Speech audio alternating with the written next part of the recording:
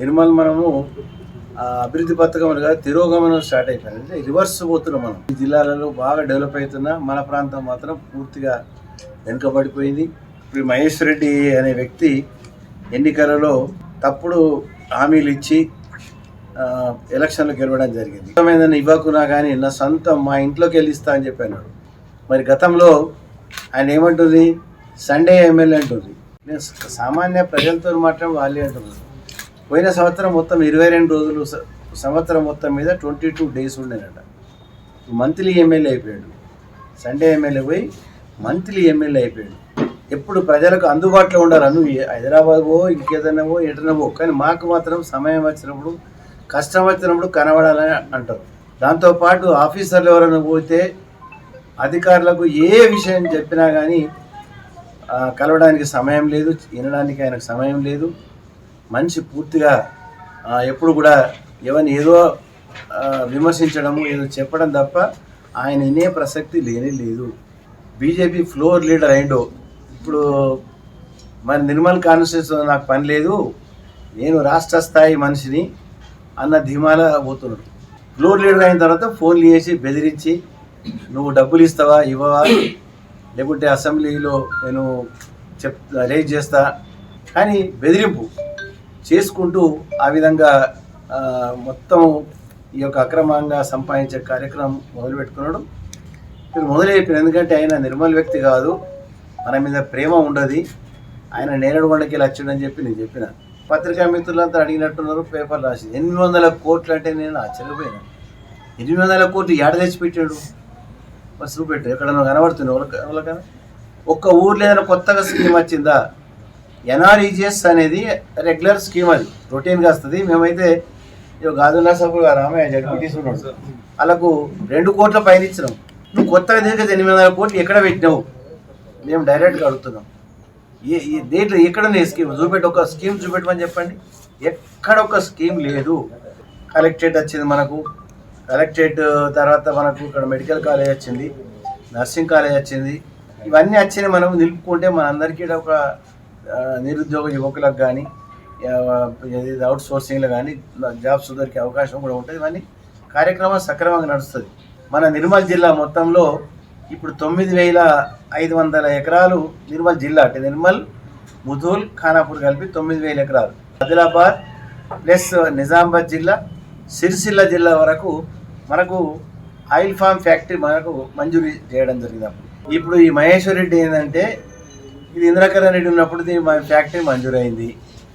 అప్పుడు ఎలక్షన్లో తప్పు ప్రచారం, ఇందిరాకరణ్ రెడ్డి కొడుకు గౌతమ్ రెడ్డి ఫ్యాక్టరీ పెడుతున్నాడు, ఆ ఫ్యాక్టరీ మేము పెడితే మీకు ఇట్లా ఉండే పరిస్థితి, మీ అందరూ ఏసీలో కూర్చోబెడుతుంది. నిర్మల్ బస్ స్టాండ్ తీసుకుపోయి ఎల్లపల్లి పెడుతున్నా అన్నారు. ఆ ముజికికాడ గుట్ట ఉన్నది, ఇదంతా ఇందిరాకరణ్ రెడ్డి గుట్ట అన్నారు. ఏ చెర్లు నిర్మల నీళ్ళు వస్తున్నాయంటే చెర్లన్నీ ఆపుకోండి ఇందిరాకరణ్ రెడ్డి. మరి ఇప్పుడు 15 నెలలు అయింది, ఏ చెర్ల ఇందిరాకరణ్ రెడ్డి గుంట ఆపిండో మరి చూపెట్టుంది.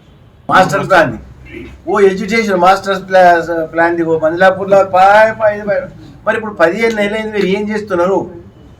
15 నెలల నుంచి మాస్టర్ ప్లాన్ది మీరు ఎందుకు సవరించలేకపోయినారు? D1 పట్టాలు అన్నారు. D1 పట్టా ఏంది ఇప్పటిదాకా మరి 15 నెలలు అయింది. ఏది అక్కడ అక్రమంగా ఒక పట్టా వాళ్ళకి ఇచ్చిందని ఉంటే మరి ఎందుకు రుజువు చేయలేకపోయినారు? మరి ఒక్క తప్పు ఎక్కడ చూపెట్టలేదు. మరి ఒక్కటేనా కానీ ఈ 40 ఎకరాల భూమిలో కాకుండా ఇంకా పక్కకు కూడా వాళ్ళు ఒక 10 ఎకరాలు కొని, సపోజ్ ఏదైనా పొల్యూషన్ది ప్రాబ్లం ఉంటే కూడా ఇంకా పక్క జరిపి దాంట్లో కూడా ఎన్ఓసి కోసం అడిగారు.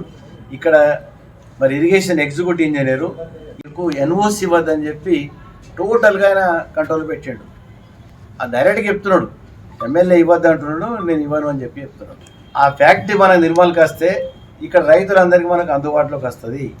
వాళ్ళు ఇప్పుడు సంవత్సరం లోపల నిర్మాణం చేసి నిర్మల్లో ఈ ఫ్యాక్టరీ నడిపేయాలి. వాళ్ళు ఇప్పుడు ఈ ఒక నెల రోజుల సమయం వాళ్ళు చూసుకుంటున్నారు. ఈ నెల రోజుల సమయంలో ఫ్యాక్టరీలు పేపర్ సబ్మిట్ ఇవ్వకుంటే వాళ్ళు వేరే జిల్లాకు పోయేటట్టున్నారు.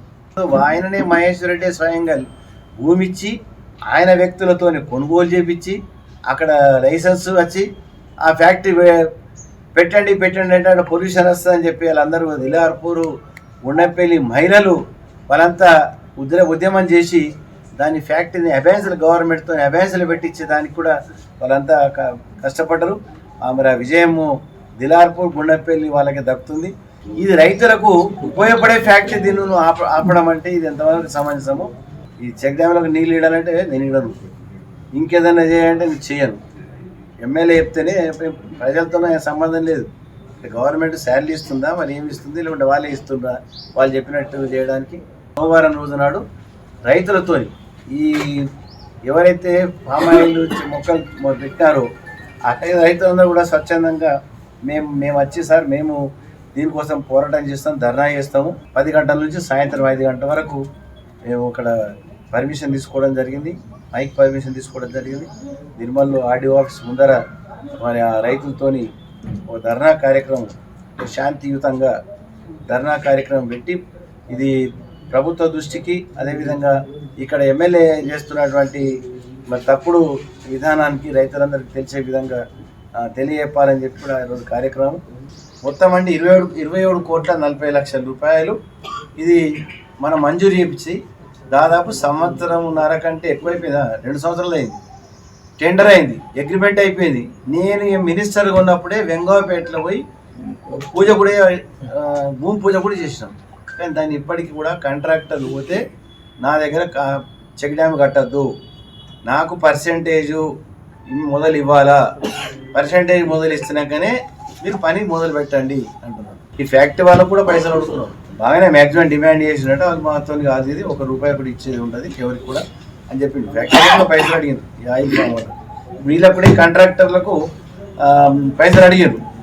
గాంధీనగర్ నుంచి నిర్మల్ ఇక్కడ సిద్ధాపూర్ వరకు టోటల్ కొత్త పైప్ లైన్లు వేస్తే మనకు పలుగుడు అనేది ఉన్నది.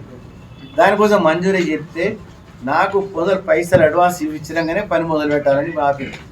6 నెలల నుంచి కాంట్రాక్టర్ని ఎన్నిసార్లు పోయినా కానీ పని చేయొద్దని చెప్పి దాన్ని ఆపడం జరిగింది.